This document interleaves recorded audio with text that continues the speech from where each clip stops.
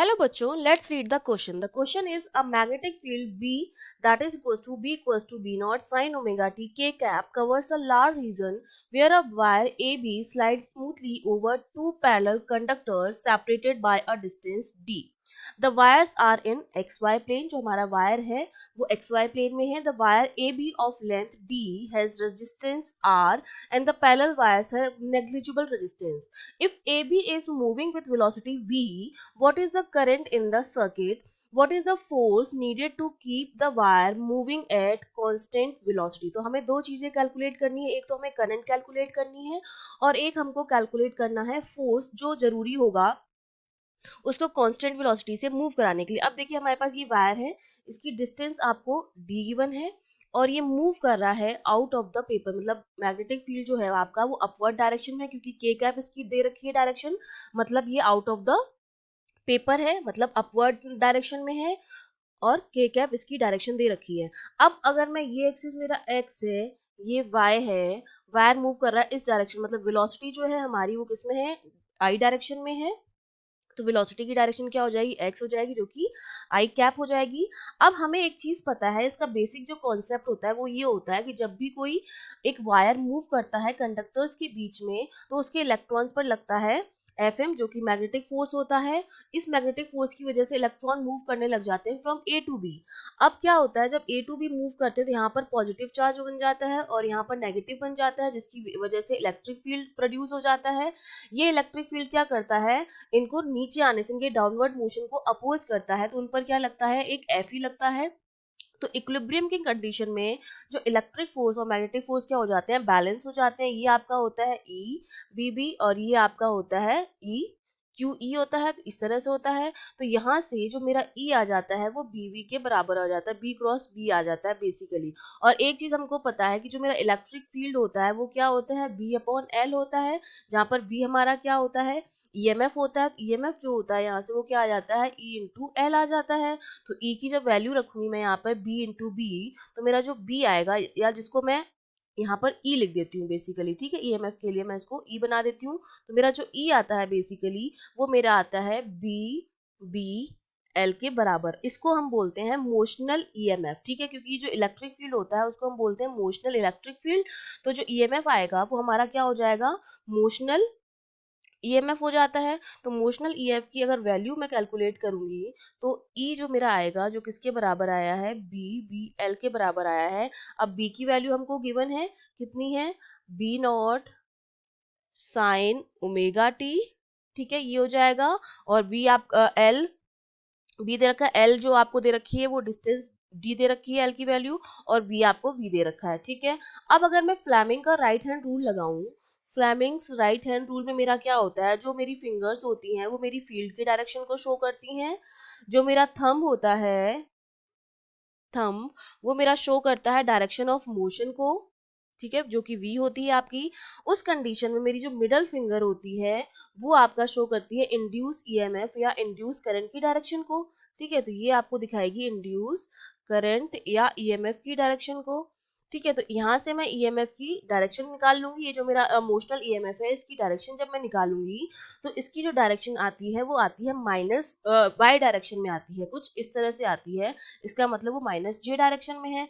तो मेरा जो मोशनल ईएमएफ हो जाएगा, मोशनल ईएमएफ जो कि ई है वो मेरी, इसकी वैल्यू कितनी हो गई, B naught sine omega T D V, और इसकी डायरेक्शन क्या हो गई, माइनस जे हो गई. अब हमको पता है कि एक और ईएमएफ लगेगा जिसको हम बोलते हैं इंड्यूस ईएमएफ. तो जब मैं इंड्यूस ईएमएफ को कैलकुलेट करूंगी तो मेरा इंड्यूस ईएमएफ कितना आएगा, ई जो होता है वो फ्लक्स में चेंज की वजह से वो होता है minus D phi upon D T, जहाँ पर फाई फ्लक्स है. और ये मेरा जो फाई होता है वो मेरा क्या होता है, बी डॉट ए होता है, जहां पर बी तो आपका क्या होता है, मैग्नेटिक फील्ड होता है, और ए जो होता है आपका क्रॉस सेक्शनल एरिया होता है. तो मेरा ई जो आ जाएगा वो कितना आ जाएगा, minus D upon D T. ये आपको मैग्नेटिक फील्ड कितना दे रखा है, B naught sine omega T, और एरिया कितना हो जाएगा, अगर हम मान रहे हैं कि ये डिस्टेंस जो है एक्स है, ये अभी मूव नहीं कर रहा है और ये डी है, तो एरिया कितना हो जाएगा, एक्स इंटू डी. तो एक्स डी हो जाएगा. तो ई की जो वैल्यू आएगी वो आती है minus X D omega B naught cos omega T, sine omega T का क्या होता है ओमेगा कॉस ओमेगा टी, वो मैंने लिख दिया। अब इसकी जो डायरेक्शन आएगी वो हमारी क्या आएगी, माइनस जे डायरेक्शन आएगी। डायरेक्शन जो होगी इस इंड्यूस ईएमएफ की वो भी क्या होगी, माइनस जे होगी, और मोशनल ईएमएफ की क्या थी, माइनस जे थी।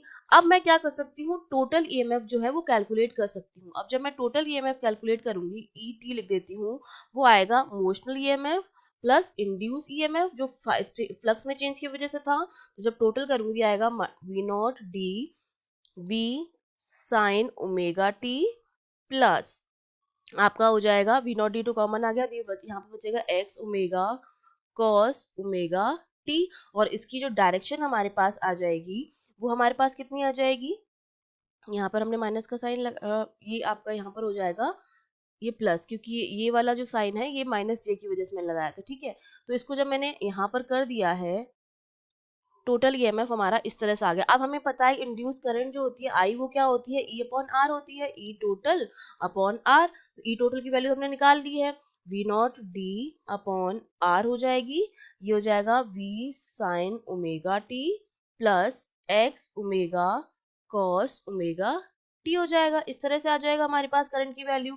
और इसकी डायरेक्शन क्या आएगी, माइनस जे, मतलब वो नीचे की तरफ फ्लो हो रही है, तो मतलब वो इस तरह से फ्लो हो रही है, उसकी डायरेक्शन क्या हो जाएगी, क्लॉकवाइज हो जाएगी।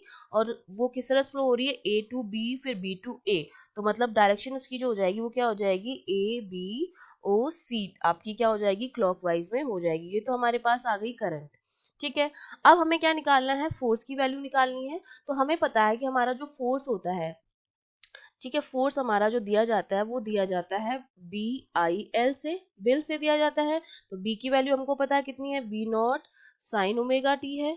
आई की वैल्यू हम ऑलरेडी कैलकुलेट कर चुके हैं, बी नॉट डी अपॉन कितनी आई थी यहाँ पर, R V sine omega T plus X omega cos omega T, और ये आपके पास हो जाएगा एल, जिसको हम डी लिख देंगे। तो यहाँ से मेरा जो एफ आएगा फाइनली वो मेरे पास कितना आ जाएगा, एफ की वैल्यू आ जाएगी V naught square D square upon are.